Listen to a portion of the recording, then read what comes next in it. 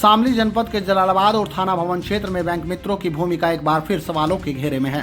Punjab national bank Jalalabad शाखा में सामने आए करोड़ों रुपए के फर्जीवाड़े के बाद अब लगातार नए मामले सामने आ रहे हैं। आरोप है कि बैंक मित्र बैंक कर्मचारियों और अधिकारियों की कथित मिलीभगत से सरकारी योजनाओं और लोन दिलाने के नाम पर लोगों को जाल में फंसाकर धोखाधड़ी को अंजाम दे रहे हैं। स्थानीय लोगों ने पूरे मामले में उच्च स्तरीय जांच कराकर बैंक मित्रों और संबंधित बैंक अधिकारियों पर कार्रवाई की मांग की है। जलालाबाद स्थित पंजाब नेशनल बैंक शाखा में पहले ही करोड़ों रुपए के गबन और फर्जीवाड़ा का मामला चर्चा में है।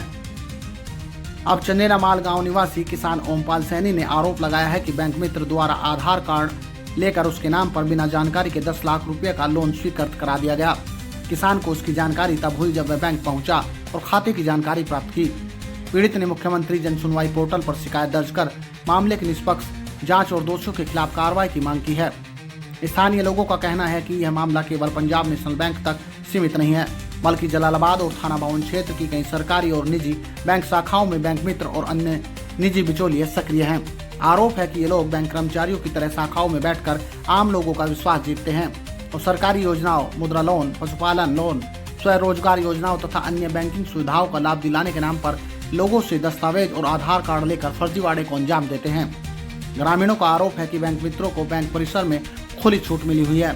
कई बैंक मित्र अपनी निर्धारित सेवा केंद्रों पर कम और बैंक शाखाओं में अधिक समय बिताते हैं।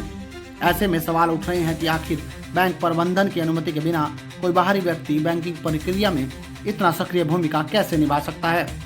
लोगों का कहना है कि कुछ बैंक अधिकारियों और कर्मचारियों के अनैतिक लाभ के कारण यह नेटवर्क लगातार मजबूत होता जा रहा है, जिससे बैंकिंग व्यवस्था की विश्वसनीयता प्रभावित हो रही है।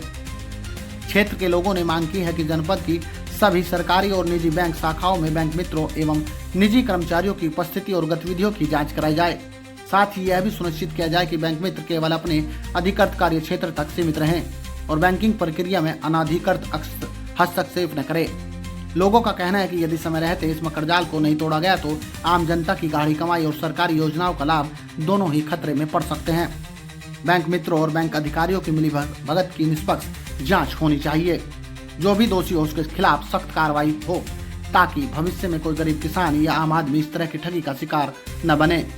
फिलहाल पंजाब नेशनल बैंक के सामने आए दिन नए आरोपों ने बैंकिंग व्यवस्था पर गंभीर सवाल खड़े कर दिए हैं। अब देखना होगा कि प्रशासन और बैंकिंग विभाग इन शिकायतों को कितनी गंभीरता से लेते हैं और आम जनता का विश्वास बहाल करने के लिए क्या कदम उठाते हैं।